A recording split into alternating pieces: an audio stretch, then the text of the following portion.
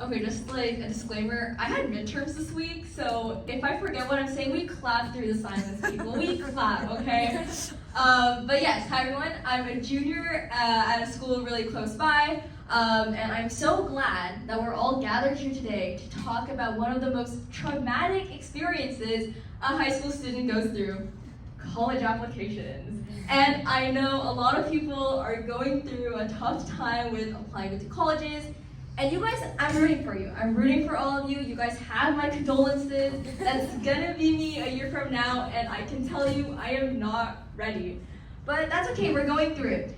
And the college application system has been in talk for a while, you know, whether we're debating about legacy or how a kid with a 4.98999 GPA did not get into his dream college even after bribing the USC student admissions officer. My older sister goes to USC, so I can say that. But yeah, there's always been talk about like what's right, what's valid, what's wrong. And more recently, affirmative action has been something that has been talked about a lot. And it's something that is affecting all students, you know, whether you're African American, Indian American, whatever you are, it is affecting all students that are applying to colleges. And I think social justice people have put affirmative action in this way by saying that it's like a band-aid for our country's previous history of white supremacy and racism. And honestly, that is a fact. Our country was built on the backs of slaves, and we have had problems with integrating diverse groups of people in our government or in jobs. Just like an example, we haven't had a woman president yet, guys. We're still waiting on that. And we had a black president very, very late in the game. So I feel like we have had issues with increasing the amount of diversity. And I think it was very explicitly shown that America struggles with its diversity when Illinois Governor Bruce Rauner chugged a glass of chocolate milk and said, diversity.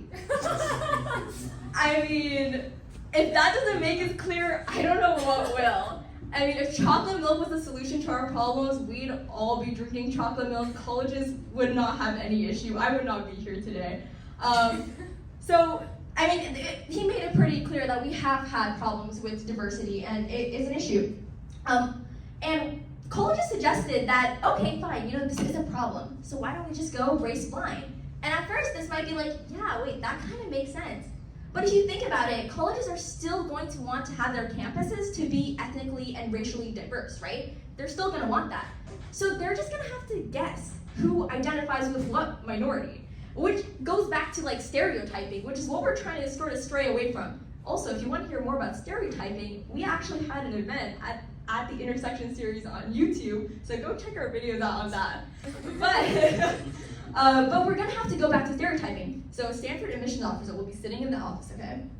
Anyone can make up anything on their application, right? So someone says, you know, girls who code, they're like, okay, we got women in STEM. Black student union, okay, we got the minority check mark, right?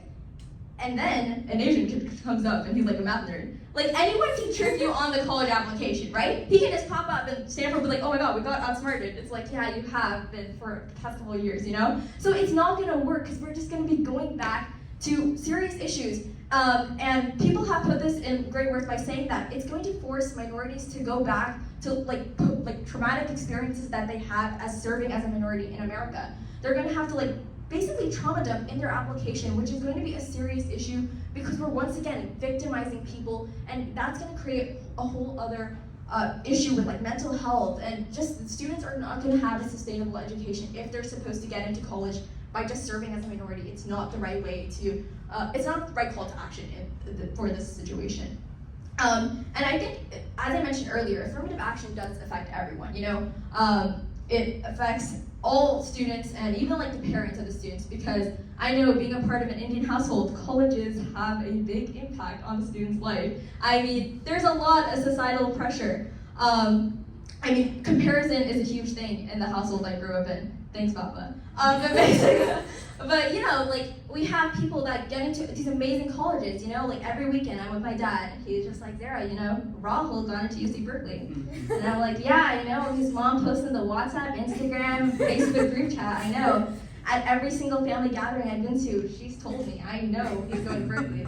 And he's like, yeah, okay, so step up your game. But anyway, comparison is a big thing. And in some ways, I feel like comparison is also really important because it helps us understand what the privileged people get and what the underprivileged don't get. Because with that, we can see what the underprivileged really need for their education to become sustainable and to become we have more educational justice in that manner if we do compare what people have and what people don't have, which is why I feel like it's a good thing. Baba, great job. But yeah, also I feel like going back to just like victimizing the college applicant, it's hard if you have to be able to express yourself as a minority and your entire application is about that whole genre, I know it's hard to, even being an Indian-born American, I know that it is tough to be have your own identity, because I myself am really confused about my own identity, right? Like, I'm Indian, but I'm also American, and it's I eat pizza with chai, Shah Rukh Khan is my lock screed, Andrew Garfield is my home screed. They're very famous actors' parents. But yeah, it's like this whole thing. I'm so American on one end that I call myself a Messi fan, but can't find Argentina on a map. I'm also so Indian that I ignore the fact that I have a malfunctioning lactate enzyme and still consume chai. So, there's all these things, but at the end of the day, I feel like everyone has differing opinions, whether it's on affirmative action or legacy or whatever it is you're talking about. Everyone has differing opinions, and I feel like the most important thing for us to do is to just spread awareness and make sure that we're able to stay united even though we have differing opinions. Because at the end of the day, it makes us stronger together if we have people that are just united, because at the end of the day, we're going to be the ones going through the problem together. And even if that's with one chocolate milk carton at a time, we're going to figure this whole situation out. So it's important to remain calm and just stay united. So, thank you.